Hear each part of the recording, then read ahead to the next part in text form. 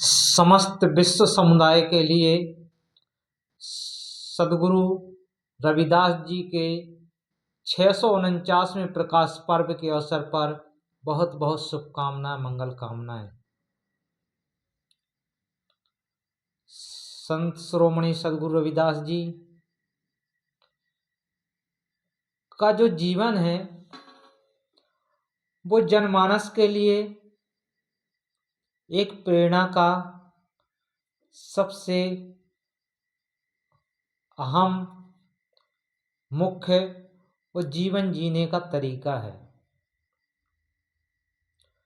सदगुरु रविदास जी की बात को हम समझने के लिए प्रयास करें तो हमें सदुक्कड़ी भाषा, साहित्य की भाषा और बुद्धि और विवेक सभी चीज़ों का तालमेल बना करके हम महापुरुष की बात को समझ सकते हैं। इसलिए महापुरुषों की बात को पढ़ा कम जाता है, समझा ज़्यादा जाता है, क्योंकि महापुरुष हमेशा गागर में सागर भरने का काम करते हैं। तो पढ़ें कम, समझें ज़्यादा, यही हमारा सबसे बड़ा ध्येय होना चाहिए। आज हम सभी नहीं, सारा भारतवर्ष और सारे विश्व में सदगुरु रविदास जी का प्रकाश पर्व मनाया जा रहा है और अपने अपने तरीके से बुद्धिजीवी हैं, पढ़े लिखे लोग हैं, दोहा चौपाइयों की तरह तरीके से व्याख्या करते हैं। लेकिन हमें जानने और समझने की जरूरत है कि महापुरुषों ने वास्तव में जो कहा है उसका मर्म क्या है, उसके पीछे रहस्य क्या है, या धर्म के ठेकेदारों ने या साहित्यकारों ने उन्हें उस चीज को हमारे सामने किस तरह से परोसा है जिसको हम सही तरीके से अपने जीवन में उसका अनुकरण नहीं कर पा रहे हैं, सही तरीके से समझ नहीं पा रहे हैं। तो सबसे अहम और सबसे मुख्य जो बात है सदगुरु रविदास जी ने कही, ऐसा चाहूं राज में मिले सबन को अन्न, राजा प्रजा सम बसें रह रविदास प्रसन्न। हरिसा हीरा छाण के करे आन की आस, ते नर दो जग जाएंगे सत भाषें रैदास। तो सदगुरु रविदास जी की वाणी में वो रहस्य झलकता है जो हमें दुनिया के बाहर के कर्मकांडों में देखने के लिए नहीं मिलता। उसके लिए हमें खुद अंदर की यात्रा करनी पड़ती है, और अंदर की यात्रा अगर हमें करनी है तो अंदर की यात्रा कराने वाला हमें महापुरुष मार्गदर्शक की भी आवश्यकता होगी। तो इन दोहों के साथ साथ सदगुरु रविदास जी की एक जो सबसे महत्वपूर्ण जो दोहा बोला जाता है, मन चंगा तो कठौती में गंगा। इस पर अलग अलग इतिहासकारों ने, अलग अलग बुद्धिजीवियों ने अपने अपने तरीके से समझाने का प्रयास किया है, अलग अलग तरीके से व्याख्या की है। लेकिन हमें भी बुद्धि और विवेक के साथ समझने की जरूरत है। सदगुरु रविदास जी से जो काम करते दिखाया गया है कि वो चमरवंशी क्षत्रिय थे, पिपलांग उनका गोत्र था, और हम सब पिपलांग गोत्र के क्षत्रिय हैं। चमरवंशी पिपलांग गोत्र के क्षत्रिय। तो रविदास जी के लिए जो काम करते दिखाया गया है, चर्मकार का काम करते दिखाया गया, और उनकी जो कठौती है उसमें से गंगा को निकलते दिखाया गया है। तो ये जातिगत तरीके से सदगुरु रविदास जी को जनमानस के लिए प्रसारित किया गया कि यह जाति से सदगुरु रविदास जी थे और ये काम करते थे। लेकिन जो महापुरुष होते हैं ना, उनकी जाति होती है ना, कोई धर्म होता है ना कोई देश होता है। जब महापुरुष की कोई जाति नहीं होती, कोई धर्म नहीं होता, कोई देश नहीं होता, तो फिर उनको ऐसा कार्य करते हुए चित्रों के माध्यम से जनमानस को दिखाने का प्रयास किया गया कि कहीं ना कहीं मानसिक रूप से आपको लगे कि हम नीचे कर्म करने वाले हैं। अब यह काम करने के लिए विवश किसने किया? उनका ये कोई खानदानी काम तो था नहीं, वो उस काम को करते तो थे नहीं। तो उस समय का जो शासक था सिकंदर लोदी, सिकंदर लोदी को जब पता चला कि रविदास नाम का कोई व्यक्ति ज्ञान का प्रचार कर रहा है और बहुत विद्वान है, तो सिकंदर लोदी ने सदन, उसका जो आज्ञाकारी जो सैनिक था, मंत्री भी कह सकते हैं, जिसे हम साहित्य में पढ़ते हैं सदन पीर के नाम से हमें साहित्य में पढ़ने के लिए मिलता है, कोई उसको सदन कसाई के नाम से भी बोलता है। तो सदना पीर के लिए रविदास जी के पास भेजा गया और कहा कि आप इस्लाम स्वीकार कर लो।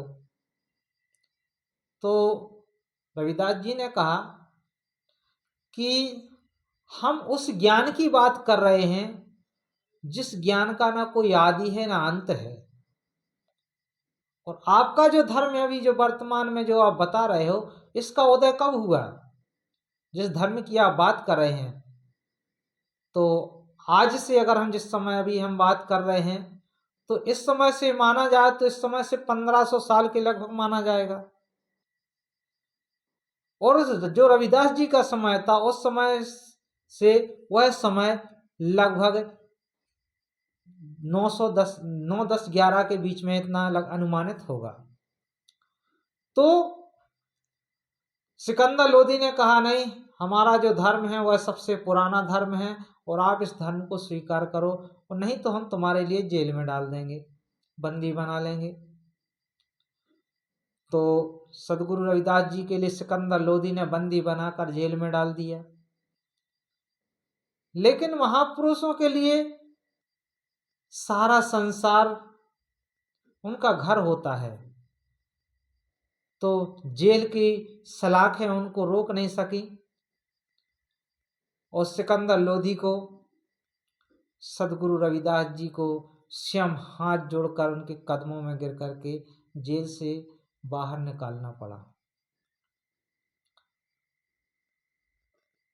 लेकिन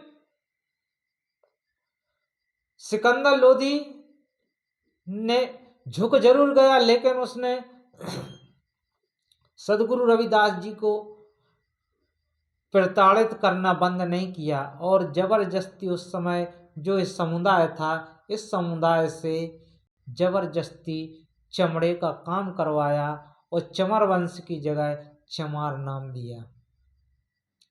चमार शब्द पहले साहित्य में कहीं नहीं था, चमार शब्द सिकंदर लोधी ने दिया था, और जबरदस्ती चमड़े का काम सदगुरु रविदास जी के माध्यम से और जो सारी कौम है उससे कराने के लिए तानाशाही रूप से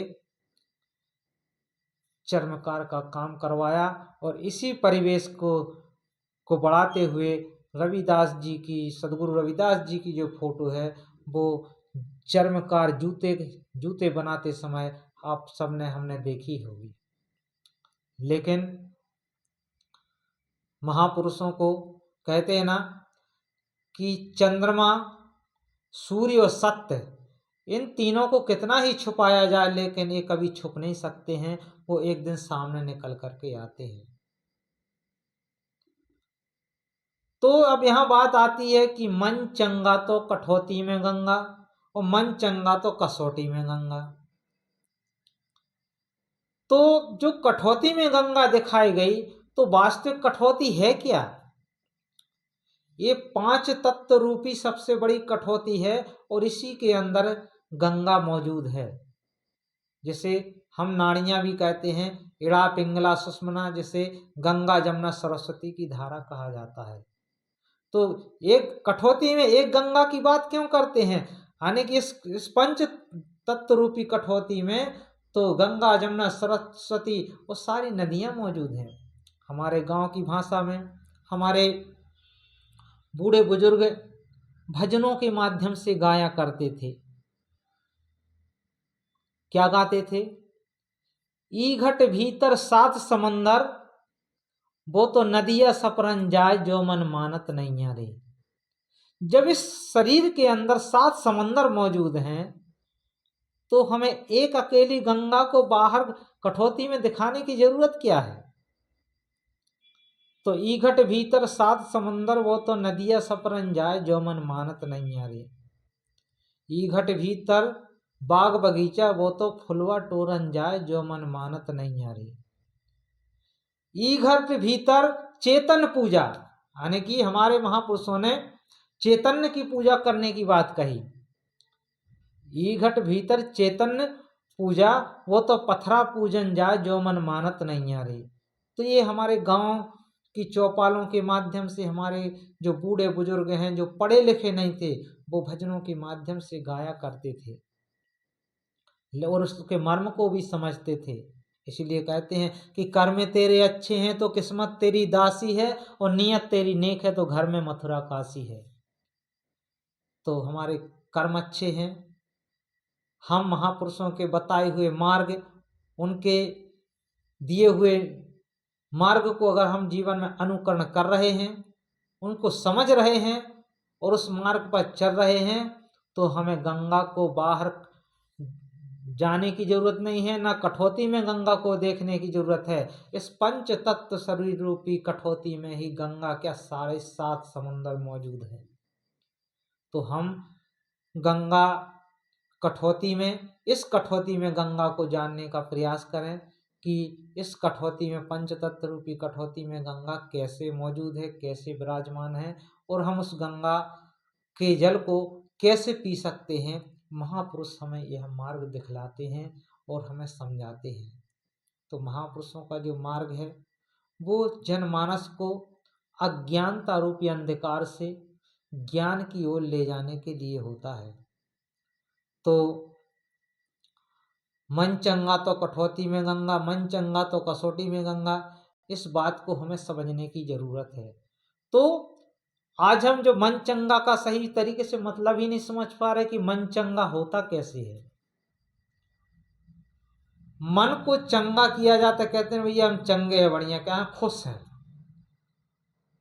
और जब खुश कब होते हैं? जब हम सारी परेशानियों से मुक्त हो जाएं और स्वतंत्र हो जाएं, हम किसी बंधन में ना रहें। और मन ही संसार में मोक्ष का कारण है, मन ही बंधन का कारण है। और मन चंगा तो कठौती में गंगा, मन